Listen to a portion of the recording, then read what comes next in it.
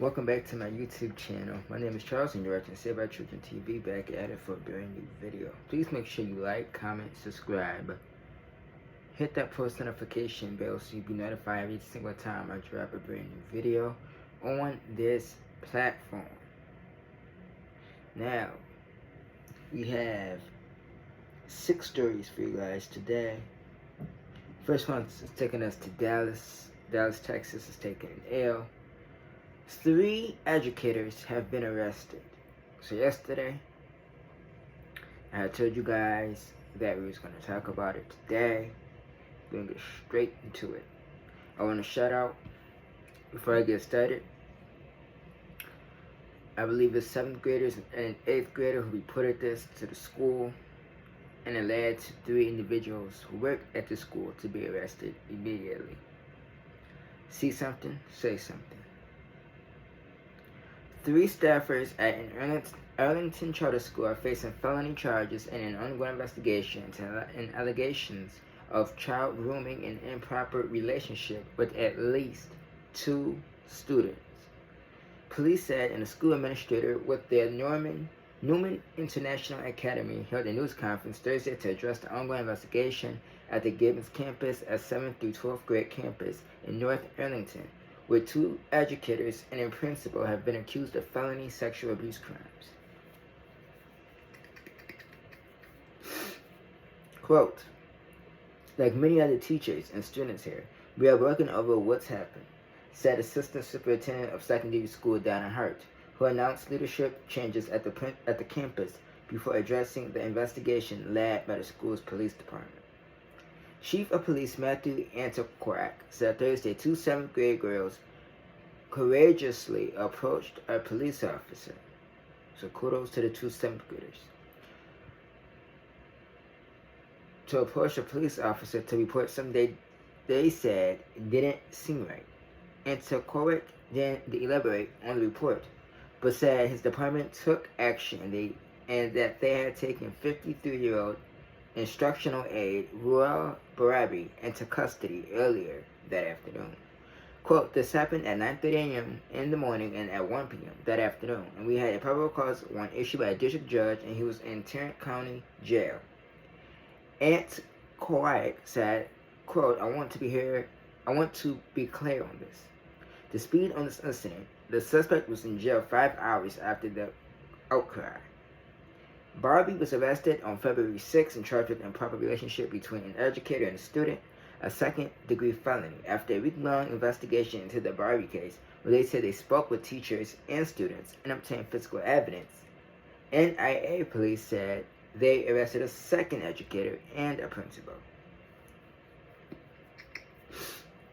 On February 10th, NIA police said they arrested 20-year-old Gabriella Little, who surrendered at the Tarrant County Sheriff's Office on a felony charge of child grooming.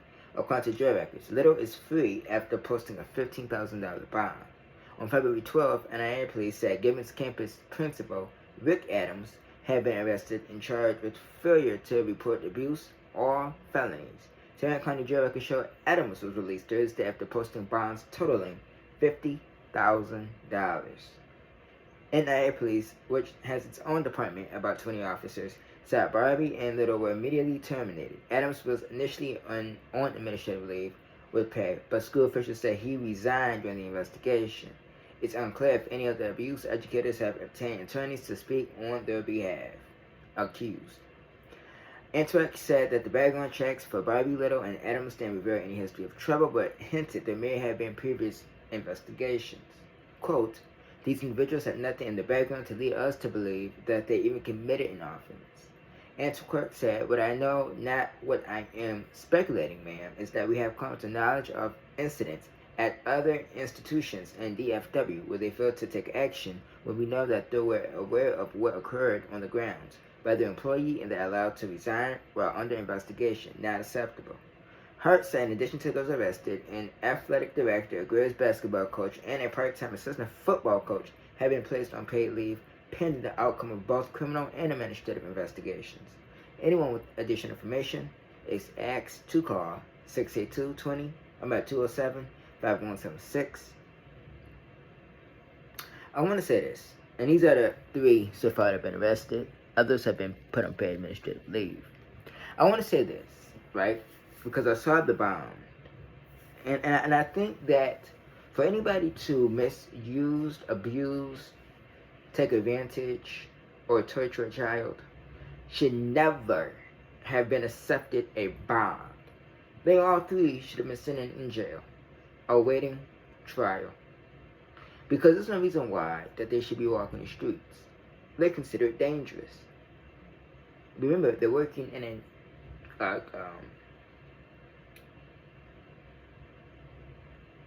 it's not an elementary school. It's a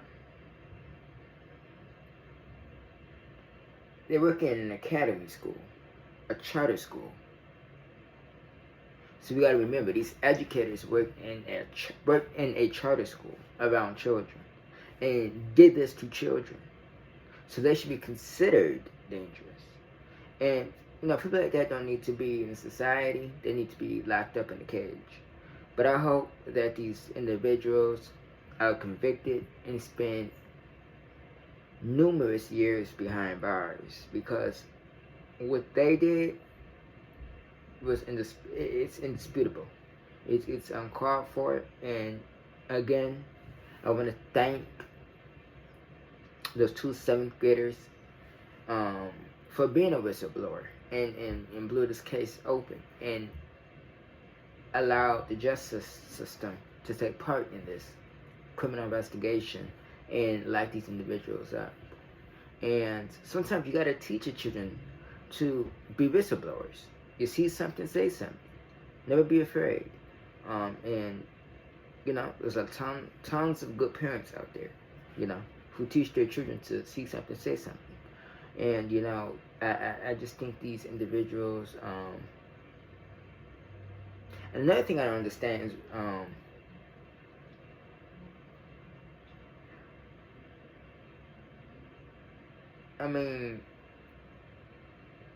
why was they charged with the R word? If they're accused of that. You know what I'm saying? Because it seems to me that these individuals thought it was, a good thing to work in the school system and do these children. And, it's schools can be a scary place. It can be, because you don't know who's around your children. You don't know what adults can do to children, but they can do horrible things to children, and it's never reported. It's never put to the front of the on the field. So, they all need to be placed on the registry. This was just horrible, and once they get convicted, go to prison, it's gonna be a hard thing. They're not gonna make it in prison. Not even in general pop. Not even in solitary confinement.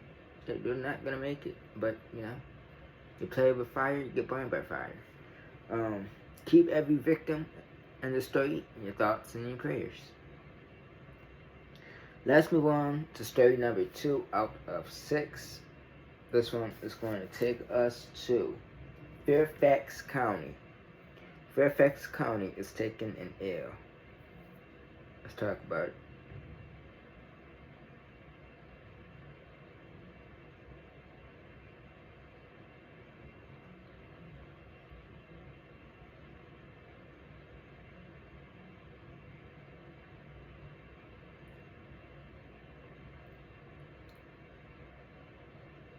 I'm on WJLA.com.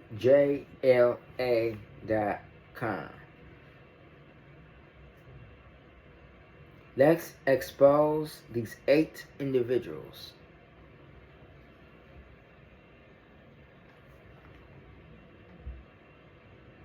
Again, Fairfax County is taking an L. 7 men, including 2 teachers, will face a total of 25 felony charges in Fairfax County, Virginia, after police operation targeting online predators, according to Fairfax County Police Department FCPD on Tuesday. The men ages between 24 and 50 were reportedly caught using social media platforms to send inappropriate messages to undercover agents posing as minors. All 7 suspects, though they were meeting with a minor at a designated area to carry out alleged sexual encounters, but were arrested by police, authorities said. The following suspects were identified and faced multiple charges. 50-year-old Chad Huckman of Warrenton, Virginia, charged with solicitation of a minor and indecent liberties with a minor. 47-year-old Carlos Antonio Sanias of Manassas, Virginia, charged with solicitation of a minor, contributing to the delinquency of a minor, and production of child. We're going to keep it there. 28-year-old Gustavio Romaz Kahawa of Sterling, Virginia, charged with solicitation of a minor, contributing to the delinquency of a minor, and production of child. Richard Joseph Brokowitz of Fairfax, Virginia, charged with 4 counts of solicitation of a minor and 2 counts of production of child sexual abuse material.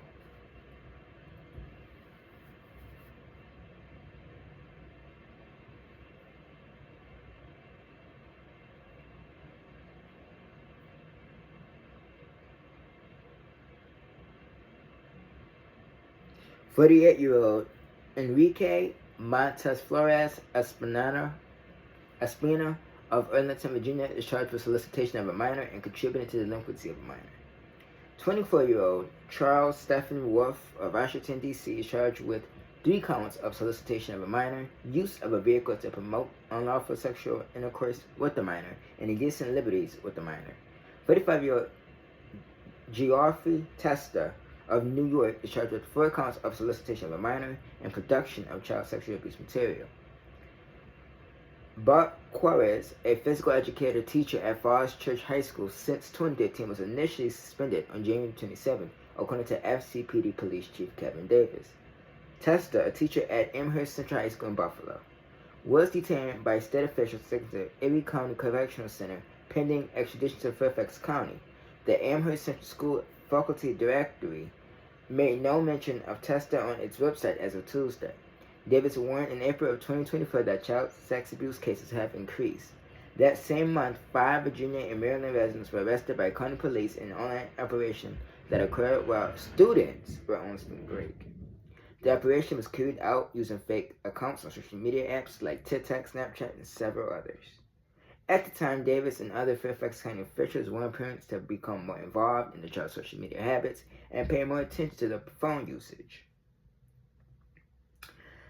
I'm going to say this as my closing story, because I do think it's important that parents be more aware of what their children are doing online. And I said this yesterday. Parents got to be more focused on what their children are watching, doing, saying, performing on platforms, because there are predators among us that lives among us throughout the states, throughout the cities, throughout the country. And I think that we're living in dangerous times. You got teachers, for crying out loud, preying on children, educators. And I think that once, it's not all parents, because there are parents out there who do monitor the children, but I'm saying that there are a lot who doesn't. And you just got to know, with all these cases of child exploitation, trafficking and kidnappings and all this that's going on, you just got to be more aware of what your children are doing. Fairfax County Police say that the men sent inappropriate messages on social media to undercover agents who are posing as minors. 7 News' Nick Minot joining us now live. And Nick, you learned some of these suspects worked with children. That's right, Scott. Fairfax County Police say a Fairfax County high school teacher was among the 7 men who were arrested. Ranging in age from 24 to 50, now face a total of 25 felony charges. This comes after Fairfax County child exploitation detectives conducted a multi-day operation targeting online predators seeking sex acts from children. Fairfax Police Chief Kevin Davis says detectives found the men on apps that might be on your kids' phones. And our very own detectives actually pose as young people. detectives are required by law to identify as a child. They're required to talk about specific sex acts. Davis says the undercover detectives arranged to meet with the men who thought they were meeting with minors. That's when detectives made arrests. Police say 36-year-old Richard Berkowitz was arrested and charged with 4 counts of solicitation of a minor and 2 counts of production of child sexual abuse material. Berkowitz was employed as a Fairfax County Public Schools teacher at Falls Church High School. Berkowitz has been a teacher with FCPS since 2013. I'm sorry that we have to report news of this nature. Fairfax County Superintendent Michelle Reed was at Tuesday's news briefing. When did you become aware? The 27th of January. The 27th of January. Was he suspended on that day or the next day? We took internal action to make sure he would not have access to schools immediately upon hearing that information. Chief Davis said he asked the superintendent not to share details about Berkowitz with parents right away because it... I'm gonna pause there. I think, like I said before, you just gotta be careful.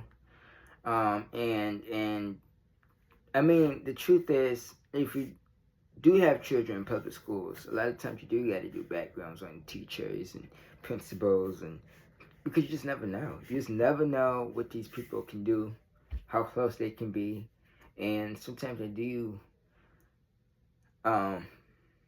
prey on children. It just never, sometimes it's never reported, it's never brought to light until somebody blow the cover off the situation, and then it's brought to light. But these individuals all need to face significant, all 8 of them, significant prison time. Significant. That means they need to do a period of time in prison, whether that's the next 30, 40, 50 years. They need to do heavy prison time. What they did could have scarred. They could have scarred real life children for the rest of their lives. So, yes, they need to be booked, convicted, and thrown to the wolves. Throw them in prison, where they would think. Throw them in prison and see how long they are surviving it. All right, we're gonna move on to story number 3, and this is the Robert Brooks case. This is an update.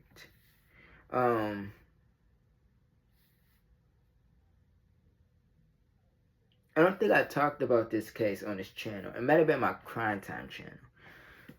But Robert Brooks was an inmate in New York City, a former inmate, who was serving 12 years.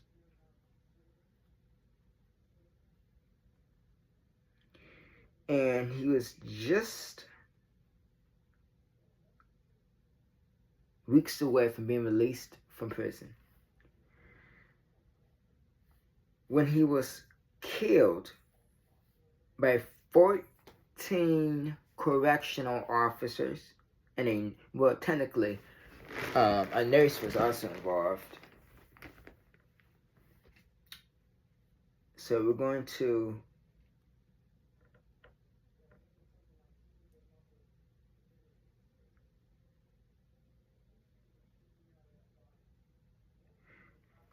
talk about his story, and then we're going to give an update. And the reason I want to talk about the Bob Brooks story, even though the channel is called Saved by Children, is because he was a father of a little boy. And his case,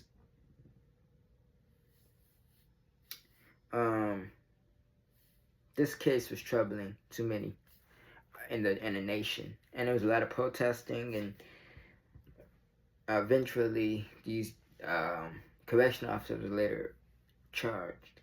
OSI is currently conducting an investigation into the death of Robert Brooks, who died on December 10th, 2024, following an encounter with the Department of Corrections and Community Supervision, DOCCS. Officers at Mercer Correctional Facility in Oneida County, OSI, has released videos from body-worn cameras that correctional officers were equipped with during the incident. Now here is the update. And I'm on NBC News.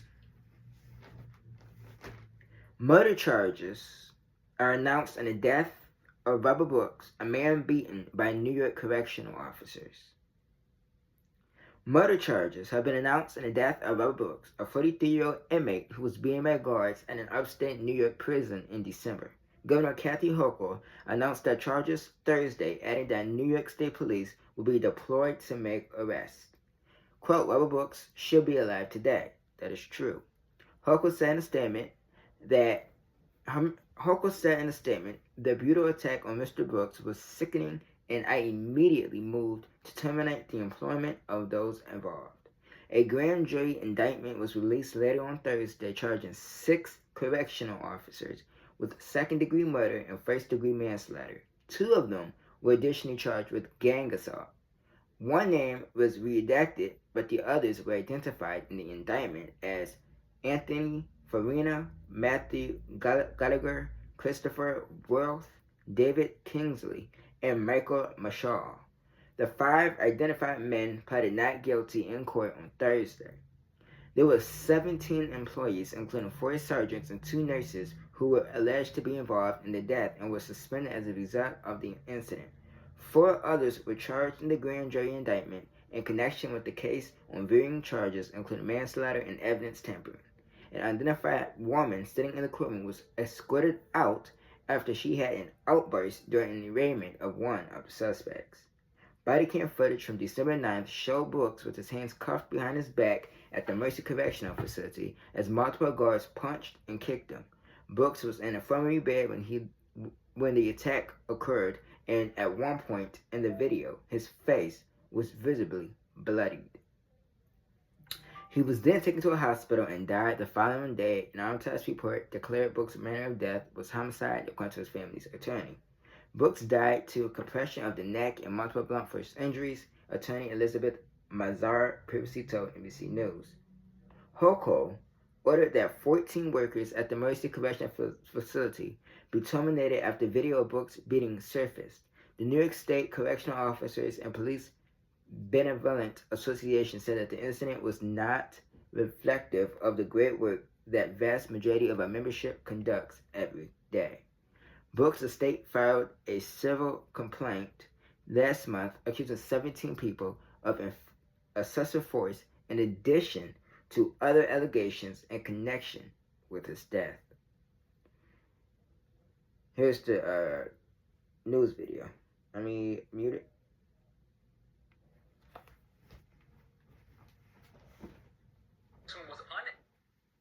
Surrender themselves today and appear in court.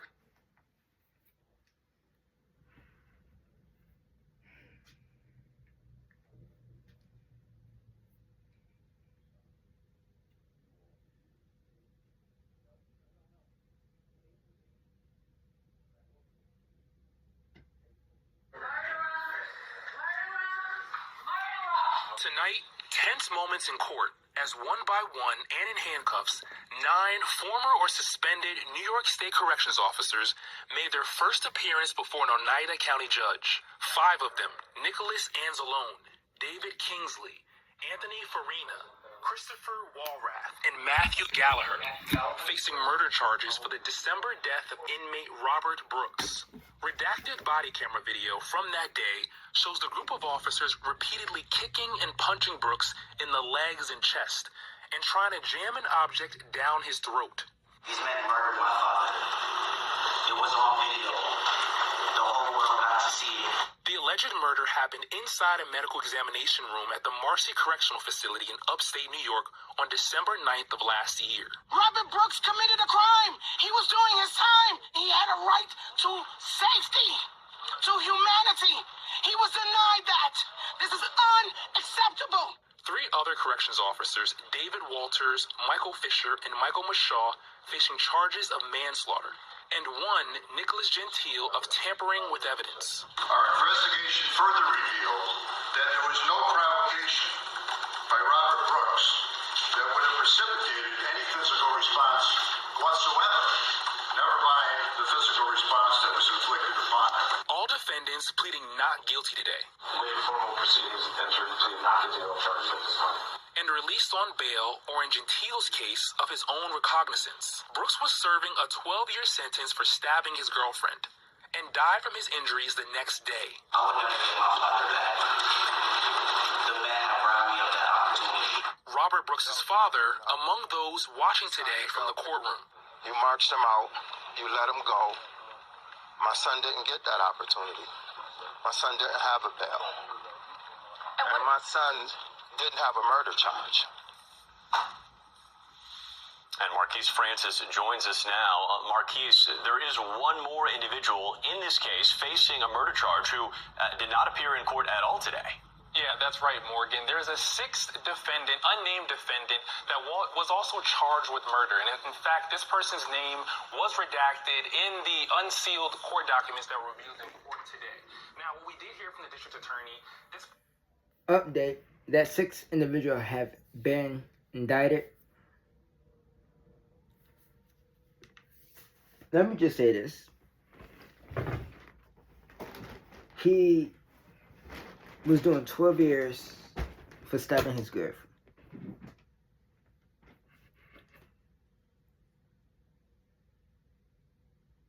But the thing is that he went to prison to do his time. He was convicted, went to prison to do his time. You don't get convicted, go to prison to get killed in prison by the people that's supposed to help you change your life. And these individuals chose to be vicious and take matters into their own hand. He was a father of one. He had a son. His son is going to grow up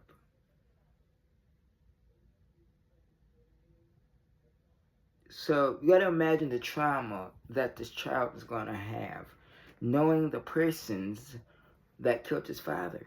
Now, when he grows up, he's probably going to have trouble accepting or respecting correctional officers, because he already going to have trauma once he get enough to realize what happened to his father. And when and things like this triggered a lot of people when this case first happened. Now, 2 out of the 6 were hit with gang assault. And in my opinion, they all 14 or 17 of them needs to be hit with gang assault. They all participated in this beating, if you ask me.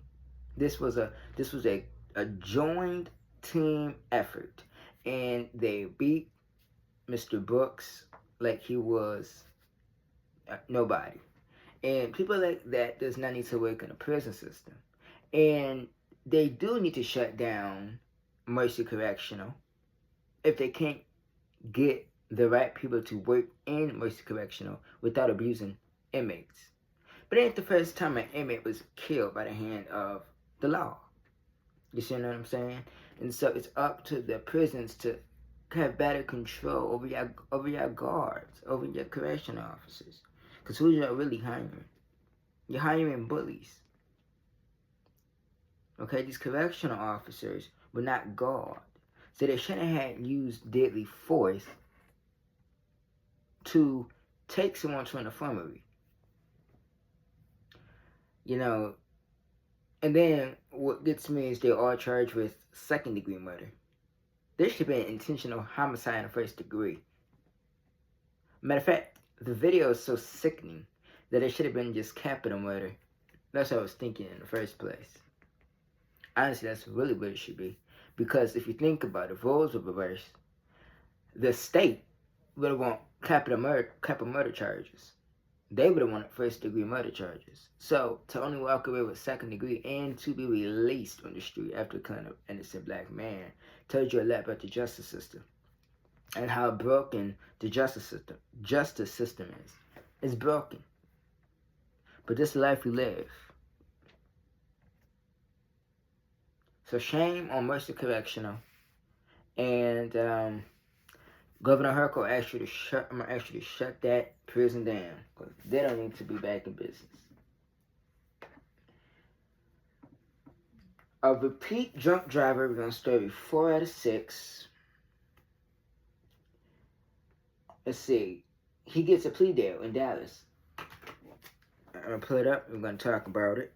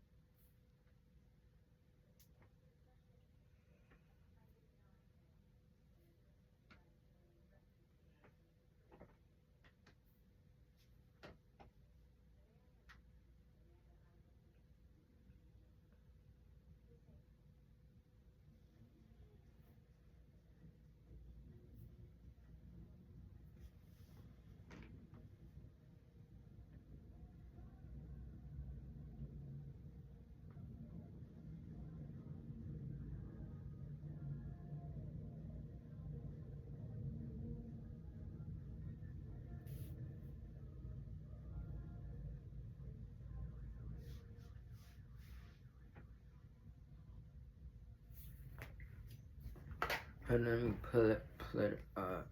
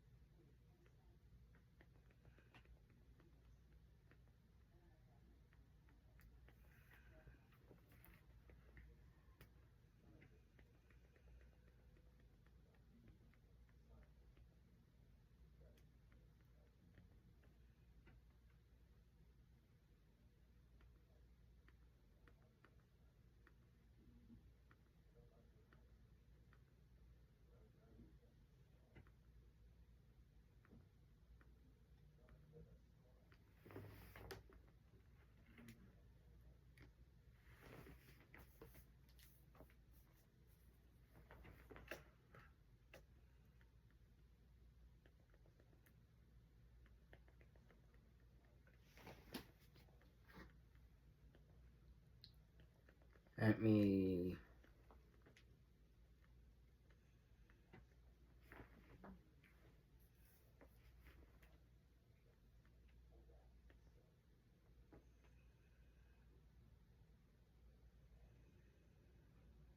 A repeat drunk driver.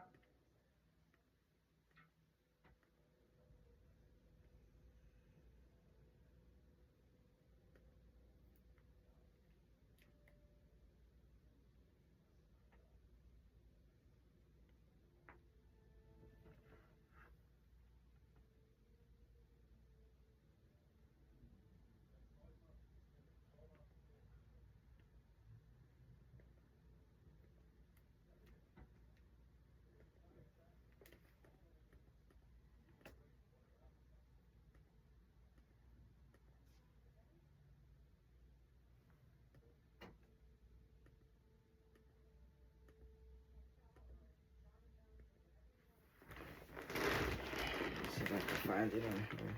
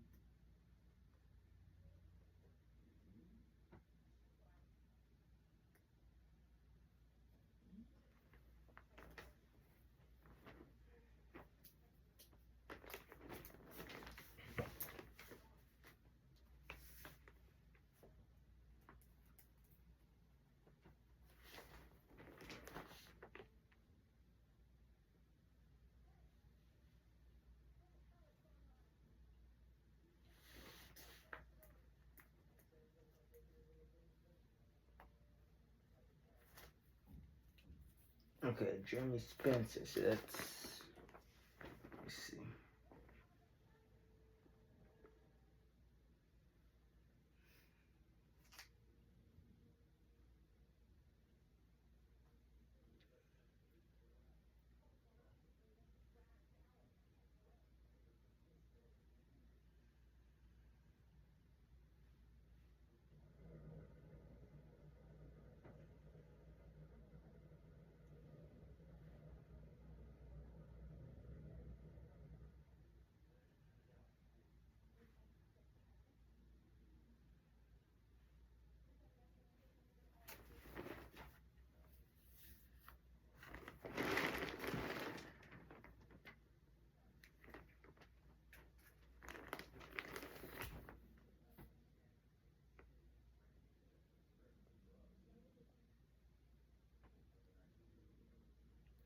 Alright, Dallas is taking L for this next story.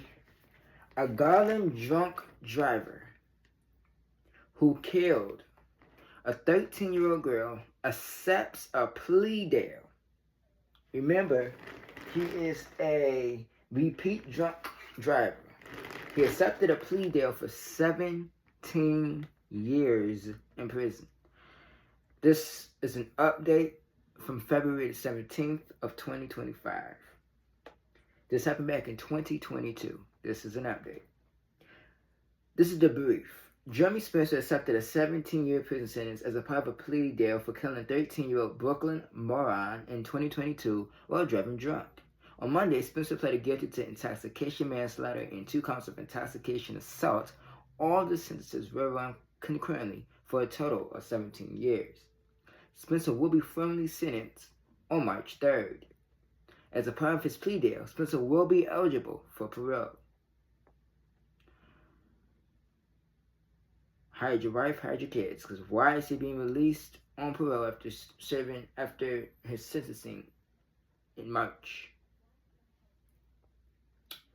The girl's family is heartbroken that he was even allowed to take a plea deal. What we know. In 2022, a 13-year-old Brooklyn Moran was killed when she was hit by Jeremy Spencer, who was drunk behind the wheel of his SUV. Monday morning, Spencer accepted a plea deal for 17 years in prison. The Dallas County Attorney Office says the intoxication manslaughter penalty ranges was 2 to 20 years. Spencer also pleaded guilty to 2 counts of intoxication assault for injuring Brooklyn's mother, Brittany Moran, and a young friend in the vehicle. Spencer pleaded to 2 10-year sentences for those crimes, but they run concurrently with the 17. As part of the plea deal, Spencer will be eligible for parole. Dig deeper. At the time of the crash, Spencer did not have an eligible driver's license because of a previous DWI conviction in Collins County. Since the crash, he's mostly been out on bond, even while accused of violating bond by failing drug test patches for cocaine and methamphetamine and being at an authorized location. Let's talk about what's next. Spencer will be formally sentenced on March 3rd. What they're saying, Brittany and David Moran will have the opportunity to face their daughter's killer at his sentencing hearing and formally tell him how they feel. I would have told him, go straight to hell and to the prosecutor's office. Because you don't give a drunk driver bond. That type of sentence. Quote, we are preparing for it. We are ready for it, said Brittany. Quote, we have an idea. We just have to get mentally prepared for it. Fox first spoke with Brittany after she first got out of the hospital. She was driving but did not recall the crash. Spencer crossed the center line and hit the SUV head-on in Garland. Quote, I don't even remember getting hit, she said in a March 2023 interview. Next thing I know, I woke up at the hospital like 4 or 5 days later and didn't even know what I was in Iraq. Brittany was wheeled on a stretcher to Brooklyn's funeral. Now, Brittany says she's ready to face her daughter's killer and finally get some closure. Quote, you would never heal and move on from grieving and stuff, she said. I'm going to show you the news video. Let's see. Let's see.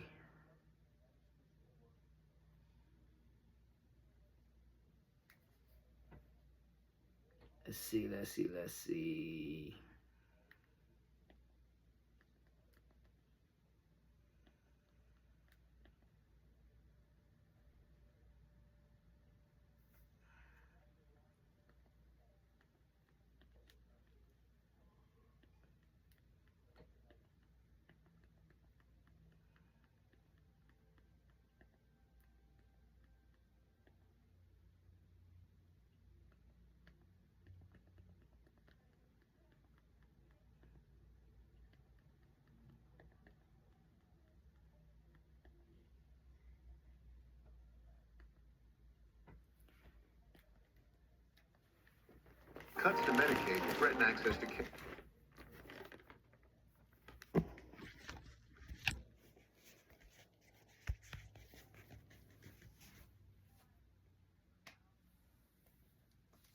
man charged with driving drunk and causing a crash to kill a Garland teenager was back in court today. He was again accused of violating the conditions of his bond that allowed him to be out of jail. Fox News' David Henry is live with our update. David.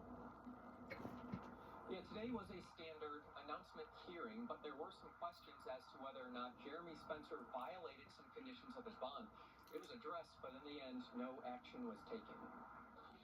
Jeremy Spencer walked into a Dallas County courtroom Thursday as he's now accused of visiting unauthorized locations while out on bond for intoxication manslaughter in a crash that killed 13-year-old Brooklyn Moran in Garland last September. Just anger that he's even out. Brittany Moran was driving her daughter when Spencer crossed the center line and hit them head-on, according to Garland police. We have to go through, all the ups and downs with, the heartbreak of losing our daughter, and then me also trying to heal myself. According to an arrest affidavit, Spencer told a police officer on scene he had fallen asleep at the wheel. The officer observed numerous empty cans of Coors Light in the bed of Spencer's truck. Spencer later told an officer, "I drink every freaking day, and I shake when I don't drink." However, he denied drinking that day. The officer believed Spencer was under the influence of alcohol or drugs, or both. A sample of Spencer's blood was collected. The results are not listed in the affidavit, but Spencer was charged with intoxication manslaughter and indicted 5 months later. Spencer did not have an eligible driver's license at the time of the crash because of a previous DWI conviction in Collin County. I'm afraid he may hurt somebody else. Spencer signed an affidavit swearing he will not drive a vehicle while out on bond, but he is allowed to catch rides to work. An electronic monitoring device document, however, reveals Spencer stopped at 3 unauthorized locations last Saturday: a home in Watauga, a tea store in Dallas, and a storage center in Dallas. The next step is the court has instructed him again to comply with the pretrial services release conditions. We can continue to break rules, and there's no repercussions for breaking those rules that are laid out for you. Prosecutors previously filed motions to hold Spencer's bond insufficient after drug testing patches worn by Spencer tested positive for cocaine and methamphetamine in October and November of last year. It's unclear if drugs may have been consumed prior to Spencer's arrest in September and were still in Spencer's system. The court did not revoke Spencer's bond. It appears Spencer has not failed additional drug tests. We just take it day by day. The court process weighs heavily on Brittany Moran. A lot of pain, physically, emotionally, mentally. But it's nothing compared to the daily struggle of living without her daughter. It's the life sentence that I will have to live with for the rest of my life. Alright, I'm gonna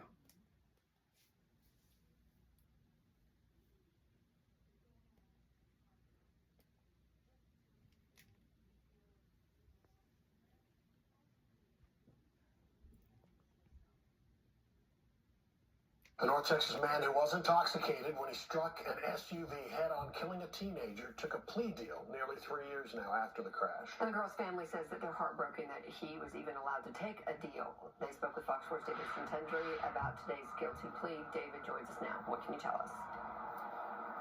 Well, it's a 17-year sentence for the man who was not even supposed to be driving when he killed 13-year-old Brooklyn Moran. He wasn't supposed to be driving because it was about a year earlier he had his license revoked for a DWI. It's just not fair. Brittany and David Moran watch from the sidelines as their daughter's friends play soccer. Brooklyn Moran loved soccer, but the 13-year-old's life was cut short in 2022, killed by Jeremy Spencer, who was intoxicated and chose to get behind the wheel of his truck. Well, my daughter didn't have a choice as to whether or not she wanted to live. Fox 4 previously spoke with Brittany Moran after she got out of the hospital. She was driving, but does not recall the crash. Spencer crossed a center line and hit their SUV head-on in Garland. I'm gonna pause real quick. I want y'all to take a good schmicking looking at this car. And do you think, as a prosecutor, the judge, the jury that he should have been given a second chance to be released before he took a plea deal. First of all, I would have accepted his plea deal. By looking at the car, lets me know that this ain't the first time he drove reckless. But look how tore up the car is. This car is in pieces. And he gets to walk free out of the Dallas County Jail on a bond.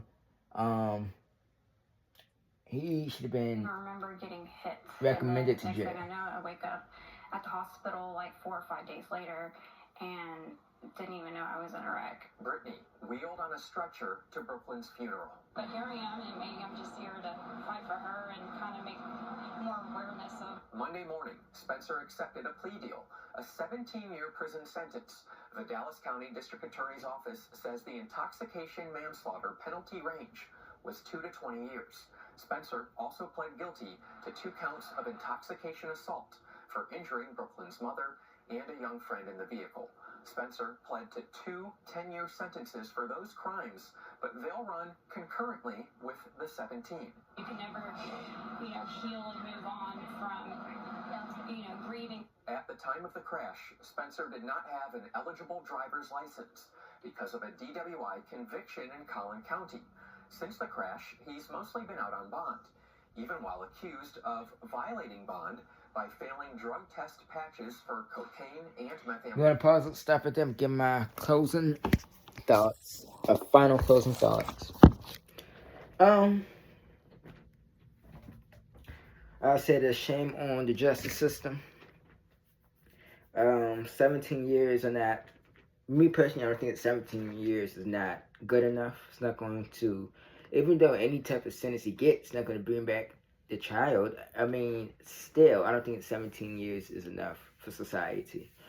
This man chose to drive reckless, chose to drive drunk, and to accept the plea of guilty.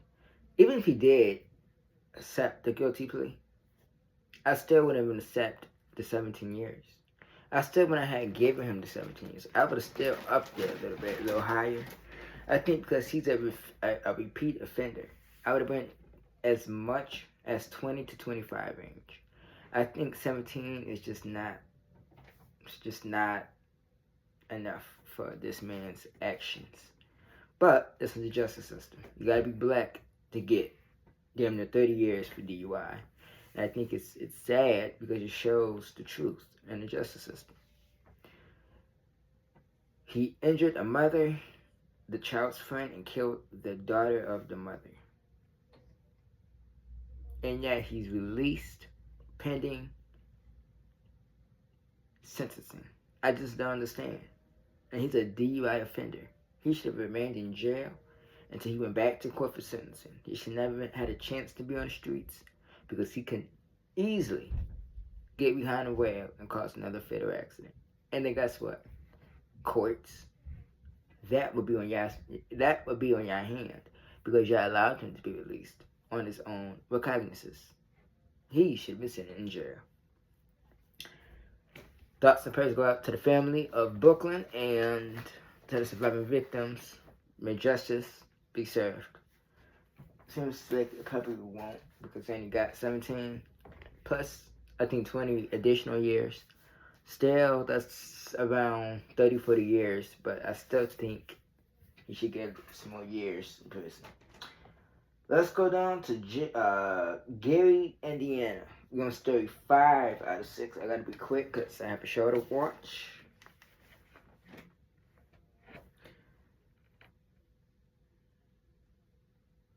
I'm on a time crunch today.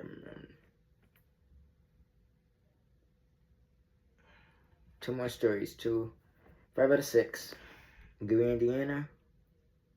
I'm going to be talking about the Janiyah. Hold on. Pull it up. The Janiyah McMichael case. I'm going to shout out Toot, who talked about it on her channel. That's where I got this story from. So we're going to talk about it real quick.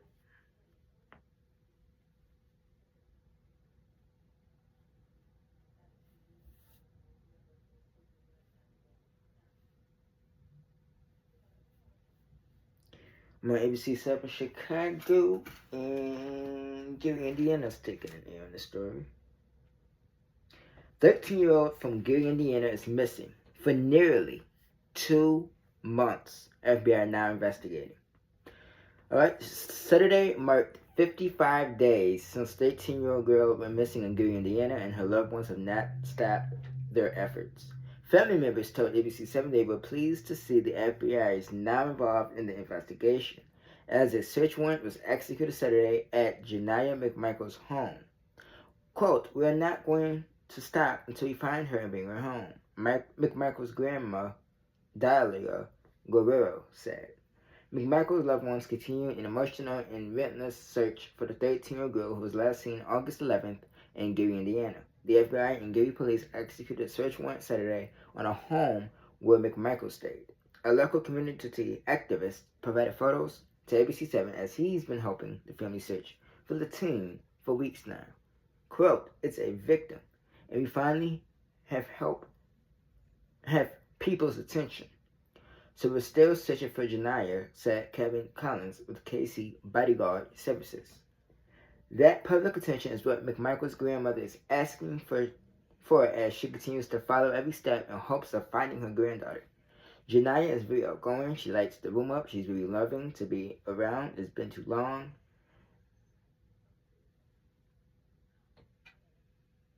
Not knowing is the worst, Guerrero said. The Gary Police Department confirmed it is continuing to work with the FBI in search for McMichael, but is urging the community to report possible tips to them rather than posting rumors on social media. Quote, "There has been a slew of bad information that has been going around that can possibly hurt or hinder this case," said Lisette Guellin with Case Files Chicago. Loved ones continues to pray for McMichael to come home. Quote, "If Janiyah is listening, just know your Nana loves you. Your family loves you. You have the world looking for you," McMichael's grandmother said. Anyone with information that may help search has been asked to call the Gary Police Department by calling 911 or reach out to Gary Police Department Juvenile Division Detective Gregory Fajan. Anyone who leaves a tip can remain anonymous. So, this is, I'm everybody to listen if you're in the Gary, Indiana area. The family has also asked anyone with information about her whereabouts to call the Doc Alice Foundation tip line at 888-222-6050. That is 888-222-6050. If you know anything or the whereabouts of Janiyah McMichaels, please call that number and leave. You can leave a tip. Remain anonymous. Let's bring home Janiyah McMichaels. Now, let's get straight to the news video.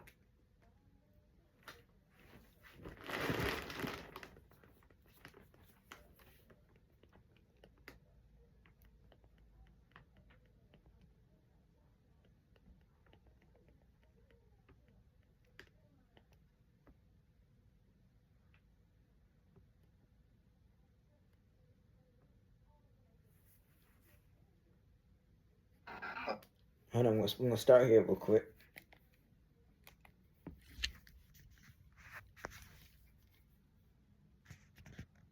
Gary, Indiana, 13-year-old Janiyah Abrielle McMichael Rogers would leave the house she shared with her mother, Jasmine McMichael, and her siblings in a rush. The night before the first day of school, she would have a disagreement with her mother. Hold on, we're going to run this way. We're going right here. This is not the news video. I thought it was the news video.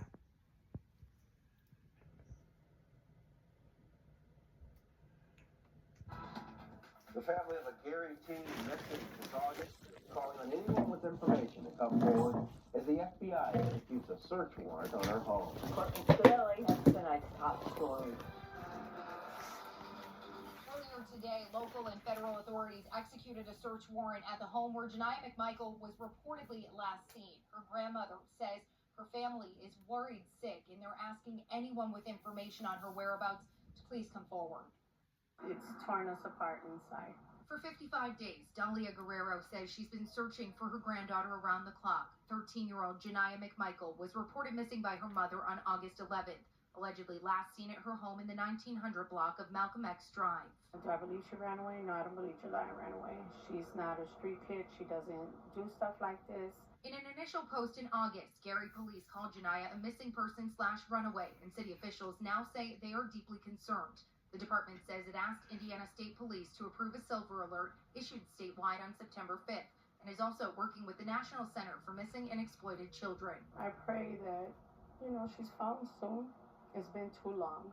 Gary police say they reached out to the FBI and Department of Child Services right away, and that on Saturday, agents assisted in executing a search warrant at the girl's home.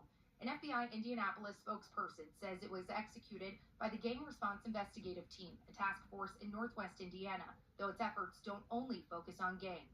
It's just hard, and it's just so hard. I'm sorry.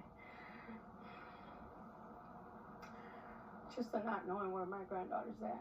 Guerrero says she hasn't seen her granddaughter since her birthday on April 28th, a day she cherishes deeply. She says her daughter, Janiyah's mother, has an estranged relationship with some family members, her included, but it hasn't impacted their tireless efforts to find her. Her life matters.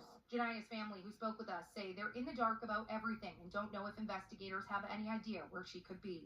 Janiyah's a very sweet, loving girl. Janiyah's very outspoken.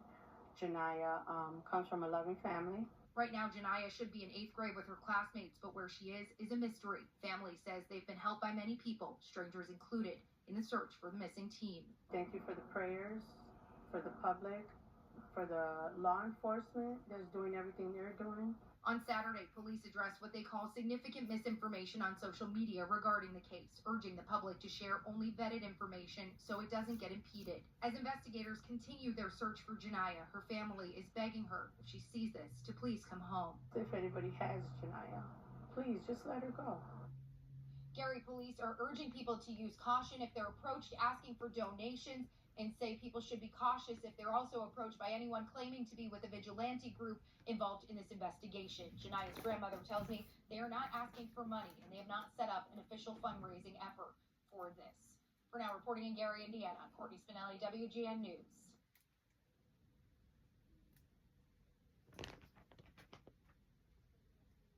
It's been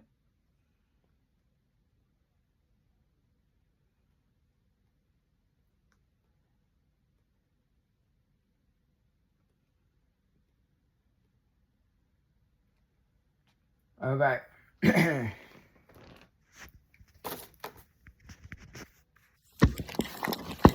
And give my closing thoughts about this particular story. This case, the Janiyah McMichael's case, reminds me of the case out of Detroit of the forgot her name, but it's out of Detroit. The Zaire Harris case. Because do you understand? So many young girls are going missing. Now, some speculating she might have ran away. Others may think, she, if it's been days, months, or a year, personally, what I think needs to happen is every community in Gary, Indiana needs to come together and start searching the neighborhoods from top to bottom. Also, what you can do is run, if you talk to the police department, have them come out and run some cadaver dogs through the city. Run it through. But somebody knows what happened to Janiyah McMichaels. Somebody knows. Because I don't think the child just disappeared like that. Somebody know what happened. And I would say give it a couple months. There's going to be an update to the story. And if there is an update, I will provide an update. But, I just don't think right now this is good at all. Too many children are going missing. And if you are dealing with, children of your own that you considered runaway, you got to talk to your children. You got to let your children know that they're worth everything to you. But it seems to me that we can't suspect foul play because this child been missing for months now. That's a red flag. I know somebody got to know where she's at or who she's with. I mean, to the family, I would just, if I were you, I would be knocking on doors throughout the community, figuring out, have you seen anything, heard anything? You gotta do your own type of investigation, because then when you do that, you can get tips like that. People start talking. But we hope and pray that Janiyah is found, safe, returned back to her family. And again, if anybody know what happened to Janiyah, you can call the Gary Police Department, 911. But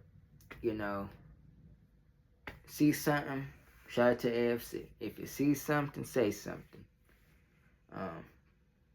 It's very important.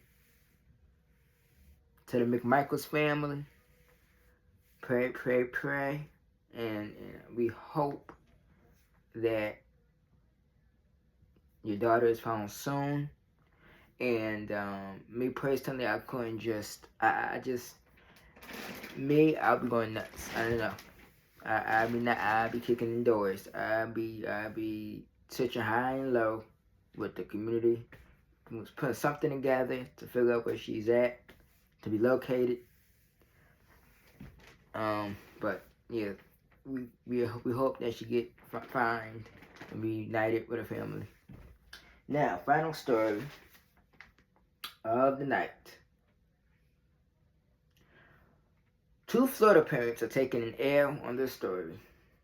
A 10-year-old boy is fighting for his life after he was tortured by the same people who supposedly is supposed to love him. I'm going to be quick on this story because FC is live right now, so I'm going to be roughly quick on this story. Then I'll let you guys go for the night.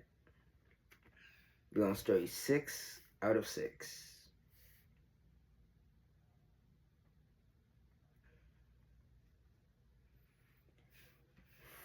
Florida parents arrested for torturing son.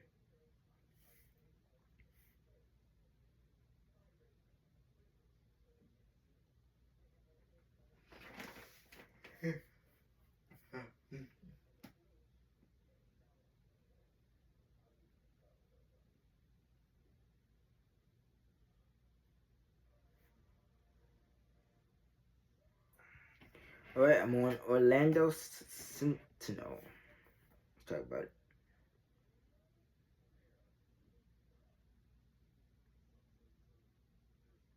And these are the parents. Alright, let's talk about it. Shout out to AFC. That's where I got the story from. A 10-year-old boy is hospitalized in critical condition and fighting for his life while his mother and the man who brought him to the hospital are behind bars on charges linked to his torture, according to police.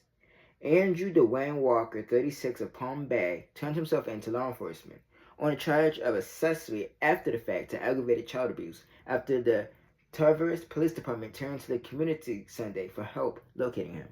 Department spokesperson Detective Courtney Sullivan said at a Monday news conference. The boy's mother, Kimberly Miles, was arrested Sunday on charge of aggravated child abuse. Both remain in custody at the Lake County Jail. This 10-year-old little boy is fighting for his life. He is in critical condition, and we are unsure which direction his healing will go. Sullivan said as she choked up, there is a high possibility that these charges could be enhanced depending on his outcome. She confirmed to Orlando Sentinel on Tuesday afternoon that the boy's condition was unchanged. Sullivan said Walker and Mills brought the boy to Advent Health Waterman Hospital. Around 10 p.m. Saturday, with Mills performing CPR on him. Hospital staff found the boy covered in bruises and burn marks and contacted law enforcement. Walker left the hospital immediately, and Mills left while her son received CPR after learning police had been called. The boy was eventually airlifted to Orlando Health Arnold Palmer Hospital for Children, according to Sullivan. Mills later returned to the hospital with another son and refused to cooperate with law enforcement. While she provided Walker's name to law enforcement, she did not clarify the relationship. The other son was turned over to the Department of Children and Families. The children's biological father was contacted and arrived from out of state to be with them. Sullivan said investigators took evidence from Mills' home they believe can allow them to paint a certain picture that led us to believe that this little boy was tortured and the abuse was there. I'm going to say this as my closing thoughts. Both of these fools need to receive life in prison without parole. This is not a mother. You know, you chose to torture your son, who was 10. For what reason, we will never know until trial. I will give an update to this case once it gets to trial. But the thing is this. What makes a person so mad, right, that they would torture their own flesh and blood? I don't understand with women today. Beat, kill, the N-word to their children, harm their children. I don't understand it. But these are the same people that continue bringing defenseless children to the world and then abusing them. I don't get it. Florida, y'all got some help. Y'all need help right now, because this don't look good, Florida. It don't look good. But prayers that this child will make a full recovery. And thank God that the other child was removed from that custody of the mother, and the mother and mom's friend is both in jail where they belong. Thank you guys so much for watching. I will see you guys tomorrow. Please subscribe. I already got 7 stories tomorrow written down, but total we're gonna have 8 stories. The 8th one is going to be the update to the Detroit mother of 3 who abused her child. You don't want to miss it tomorrow. That story it's crazy, but I believe it's an update. I will bring it to you guys tomorrow.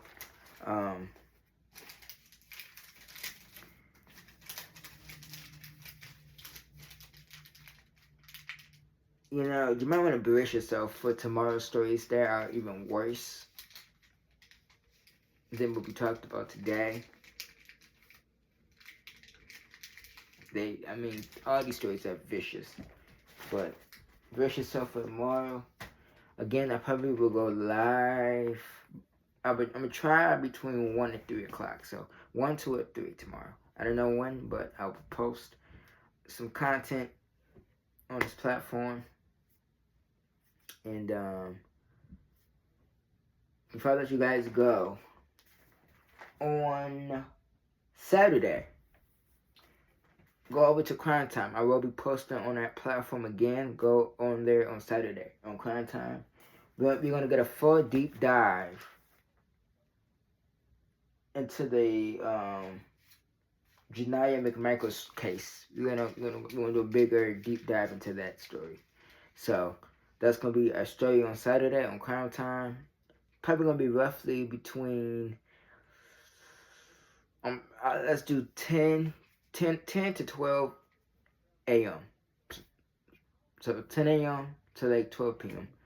in the afternoon, we're going to do that. So from the morning to the afternoon, we're going to work on that story. But have a peaceful night. Like, comment, subscribe, share this video. And I'll see you guys tomorrow. Peace.